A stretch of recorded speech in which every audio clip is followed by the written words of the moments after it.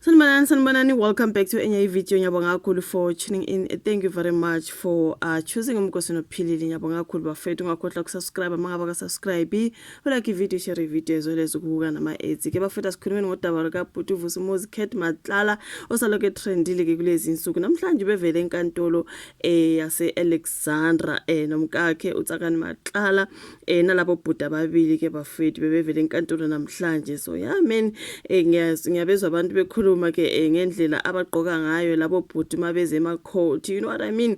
If you've seen uThabo Bester nonani bamagudumana ukuthi babegqokani kwaze kwathi kuya ngesikhathi kwangathi kuba ngcono ngoba basebebona ukuthi lento ngathi yenza izinto zishibe kakhulu kubona into yokuhlala njalo beza enkantolo begqoke ogushiyo Nike ntontoni. And muthi yabuka lo boutique Vusi Matlala abantu bayababaza namhlanje ukuthi le asuit kaGucci into ikanjalo lese igebenge ezinemali.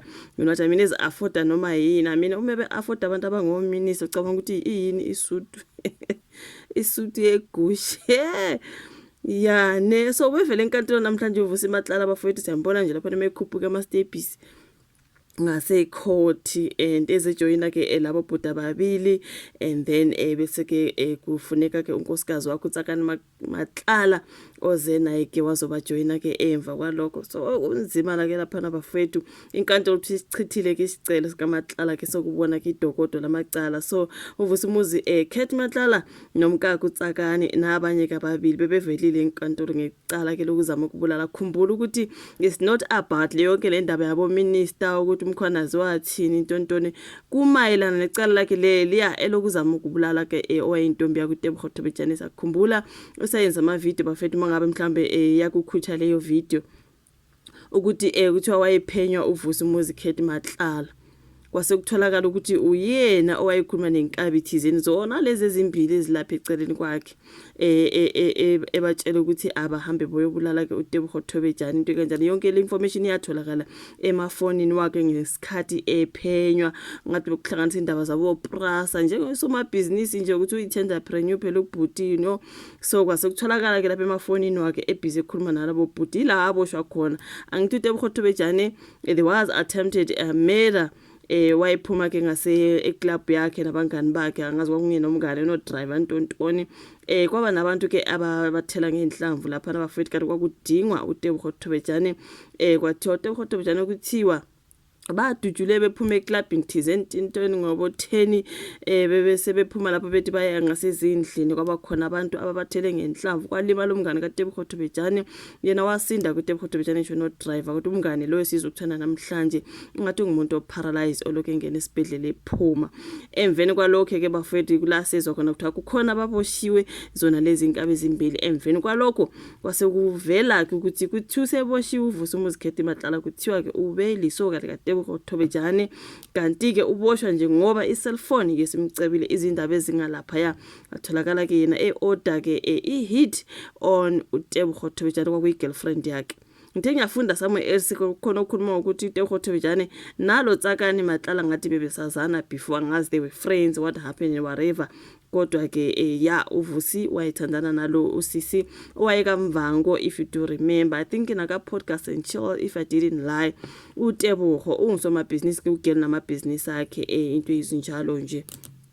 So ke manje bavele enkantolo ngalelo cala lelo elokuzama ukubulala uTebogo Thobejane. Ngicabanga ukuthi umkakhe kuthiwa naye ube ngumuntu ke aware of this particular hit yokuzama ukubulala uTebogo Thobejane, ingakho naye wagcina eboshiwe azojoyina umkakhe lana and then wasephuma ke ungaphandle ngebail and then uMatlala ke nalabo bhuti ababili bona ke bangaphakathi. Ngakho namhlanje nje bebevelile asikhulumi nje ngalokho okuningi okuvelayo kade kuloko kuvelile like you know ngelinye nje lisesayidini. So kuthi inkantolo yemanje ke yase Alexandra ke lihlehlisile ke elihlesela umhla ka 26 August icala ke libhekene nosoma business uVusumuzi Matlala.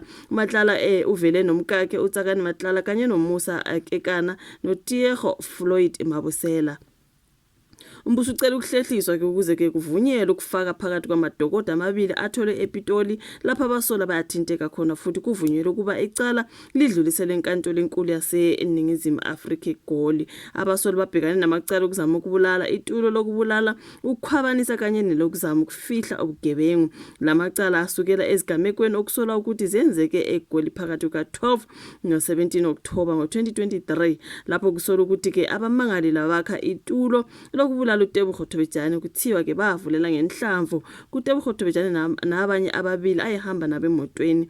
Kusola ukuthi ke ummangalelo wakhokha imali engu-120,000 ehlobene netulo lokubulala wase ehambisa ne-invoice yomgunyathi ezama ukufihla umsuka wale mali nokudukisa ke inkantolo. So abameli babammangalela ke bafaka isicelo sokuthi umbuso udalule izingxenye ezithile zedokodo. Nokho ke imantshi yasichitha ke leso sicelo.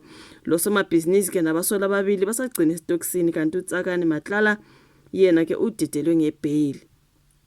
So ilona daba ke elukaVusumuzi Khethi Matlala njengoba bevele enkantolo namhlanje kumayelana ke ne-ex-girlfriend yakhe uTebogo Thobejane ababezama ukuyibulala. So wakhokha labo bhuda ababili ukuthi abahambe boyibulala uTebogo ukuthi ubangani noTebogo oyi-ex-girlfriend yakhe angazi bafethu.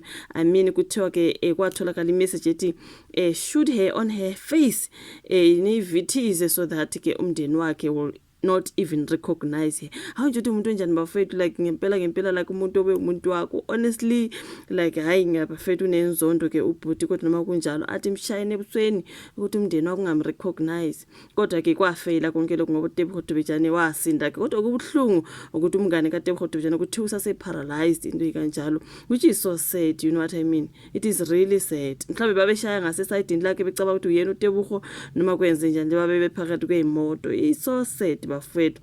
Lo bhuti uVusi Matlala bafethu nomngane wakhe uTsakane umkwakhe uTsakane nalabo abangani bakhe ababili ke okuthiwa ke bona badedelwe ngewarning kodwa because of amanye amacala I think basagcinwe estokisini ke naye ke ubhutiza ubuyela phakathi ke ku-custody uTsakane uyena kuphela ohambilwe ekhaya. So yilona daba likaVusumuzi Khethi Matlala nje wasibonile ke etrenda futhi namhlanje mayelana ukuvela kwake enkantolo nesuit yakhe yegush. Abantu abayibabazayo ukuthi hayi ngathi bachoma ngazo lezi imali zobugebengu lezi abazenzayo abazitholayo.